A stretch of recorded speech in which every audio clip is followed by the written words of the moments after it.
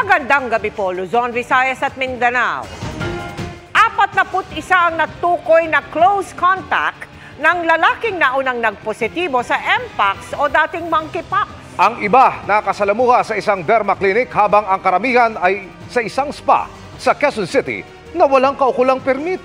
Kailangan nilang mag-quarantine ng 3 linggo, lalo't 28 sa kanila ang mas mataas ang tsansang mahawa. Nakatutok si Bernadette Reyes.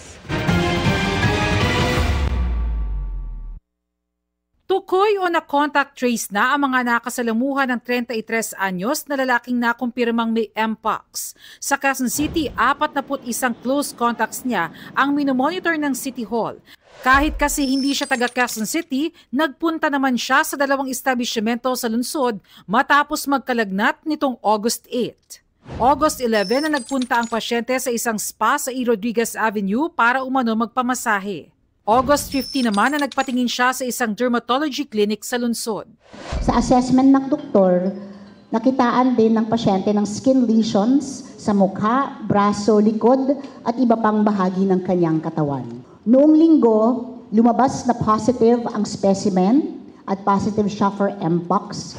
10 sa close contacts na natukoy ng binuong quick response team ng City Hall ay tauhan ng spa. 27 naman sa mga ito ay iba pang kliyente ng spa, habang 4 na iba pa ang posibleng nakasalamuha rin niya. 28 sa mga close contacts ang maituturing na type 1 o mas may mataas na tsansang mahawa.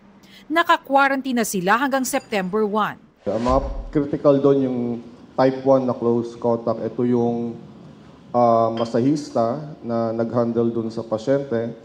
And also yung mga clients na na-expose dun sa case natin. Wala sa kanila pa at this time na may exhibiting symptoms. Bukod sa skin lesions at lagnat, sintomas din ang pananakit ng ulo, katawan at pamamaga ng kulani. Mag-isolate siya sa sarili niyang kwarto, no? Kung merong capable siya mag-isolate.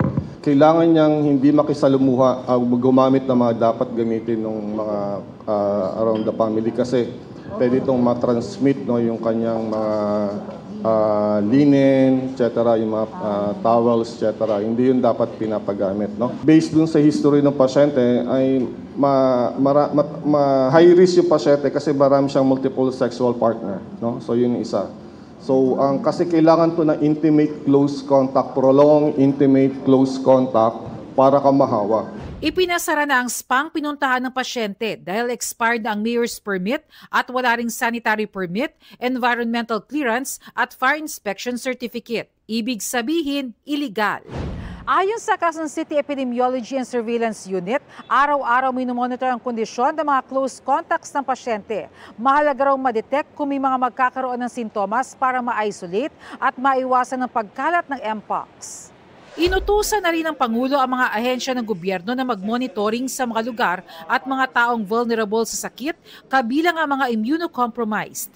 Handa naman ang Health Department sa paggamot sa Mpox. Para sa GMA Integrated News, Bernadette Reyes, nakatutok 24 oras.